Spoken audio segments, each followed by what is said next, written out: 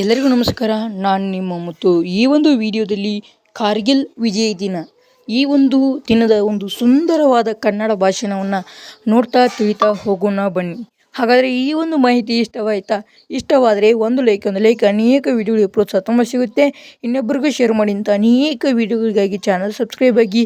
ಹಾಗಾದರೆ ಈ ಒಂದು ವಿಡಿಯೋನ ಶುರು ಮಾಡೋಣ ಬನ್ನಿ. ಗೌರವಾನ್ವಿತ ಮುಖ್ಯೋಪಾಧ್ಯಾಯರು, ಶಿಕ್ಷಕ ವೃಂದ ಹಾಗೂ ನನ್ನ ಪ್ರೀತಿಯ ಸ್ನೇಹಿತರೆ, ಎಲ್ಲರಿಗೂ ನನ್ನ ಹೃತ್ಪೂರ್ವಕ ನಮಸ್ಕಾರ. ಇಂದು ನಾವು ಭಾರತದ ಹೆಮ್ಮೆಯ ದಿನವಾದ ಕಾರ್ಗಿಲ್ ವಿಜಯ ದಿನವನ್ನು ಆಚರಿಸಲು ಇಲ್ಲಿ ಸೇರಿದ್ದೇವೆ. ಪ್ರತಿ ವರ್ಷ ಜುಲೈ 26ರಂದು ಕಾರ್ಗಿಲ್ ಯುದ್ಧದಲ್ಲಿ ದೇಶಕ್ಕಾಗಿ ಪ್ರಾಣತ್ಯಾಗ ಮಾಡಿದ ವೀರ ಯೋಧರನ್ನು ಗೌರವಿಸುವ ಸಲುವಾಗಿ ಕಾರ್ಗಿಲ್ ವಿಜಯ ದಿನವನ್ನು ಆಚರಿಸಲಾಗುತ್ತದೆ. 1999ರ ಕಾರ್ಗಿಲ್ ಯುದ್ಧದಲ್ಲಿ ಭಾರತೀಯ ಸೇನೆಯು ಅಸಾಧಾರಣ ಧೈರ್ಯ, ಸಾಹಸ ಮತ್ತು ದೇಶಭಕ್ತಿಯನ್ನು ಪ್ರದರ್ಶಿಸಿ ವಿಜಯ ಸಾಧಿಸಿತು. ಈ ದಿನವು ಆ ವೀರ ಯೋಧರ ತ್ಯಾಗವನ್ನು ಸದಾ ಸ್ಮರಿಸುವ ದಿನವಾಗಿದೆ. ಕಾರ್ಗಿಲ್ ಯುದ್ಧವು ಭಾರತದ ಇತಿಹಾಸದಲ್ಲಿ ಅತ್ಯಂತ ಮಹತ್ವವಾದ ಅಧ್ಯಾಯವಾಗಿದೆ. ಅತ್ಯಂತ ಕಠಿಣ ಹವಾಮಾನ, ಎತ್ತರದ ಪರ್ವತಗಳು ಹಾಗೂ ಪ್ರತಿಕೂಲ ಪರಿಸ್ಥಿತಿಗಳಲ್ಲಿಯೂ ನಮ್ಮ ಸೈನಿಕರು ದೇಶದ ಗಡಿಯನ್ನು ರಕ್ಷಿಸಿ ವಿಜಯ ಸಾಧಿಸಿದರು.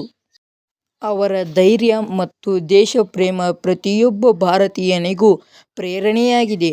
ಈ ವಿಜಯದ ಹಿಂದೆ ನೂರಾರು ಯೋಧರ ತ್ಯಾಗ ಅಡಗಿದೆ. ತಮ್ಮ ಕುಟುಂಬ, ಸುಖ ಮತ್ತು ಸ್ವಂತ ಜೀವನಕ್ಕಿಂತ ದೇಶವನ್ನು ದೊಡ್ಡದಾಗಿ ಕಂಡು ಅವರು ತಮ್ಮ ಪ್ರಾಣವನ್ನೇ ಅರ್ಪಿಸಿದರು. ಅವರ ತ್ಯಾಗದಿಂದಲೇ ಇಂದು ನಾವು ಸುರಕ್ಷಿತವಾಗಿ ಮತ್ತು ಸ್ವಾತಂತ್ರ್ಯದಿಂದ ಬದುಕುತ್ತಿದ್ದೇವೆ. 2026ರಲ್ಲಿ ಕಾರ್ಗಿಲ್ ವಿಜಯ ದಿನದ ಅಂಗವಾಗಿ ದೇಶಾದ್ಯಂತ ವಿವಿಧ ಸ್ಮರಣಾ ಕಾರ್ಯಕ್ರಮಗಳು, ಶ್ರದ್ಧಾಂಜಲಿ ಸಭೆಗಳು ಹಾಗೂ ದೇಶಭಕ್ತಿ ಕಾರ್ಯಕ್ರಮಗಳು ನಡೆಯುತ್ತಿವೆ.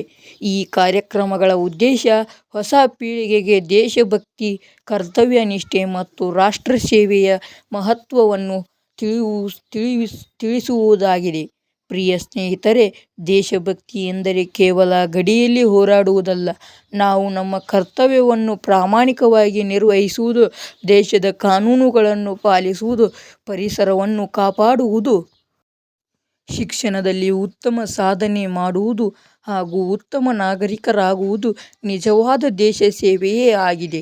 ಕೊನೆಯಲ್ಲಿ ಕಾರ್ಗಿಲ್ ಯುದ್ಧದಲ್ಲಿ ವೀರಮರಣ ಹೊಂದಿದ ಎಲ್ಲ ಯೋಧರಿಗೆ ನಮ್ಮ ಹೃತ್ಪೂರ್ವಕ ನಮನಗಳು ಸಲ್ಲಿಸೋಣ.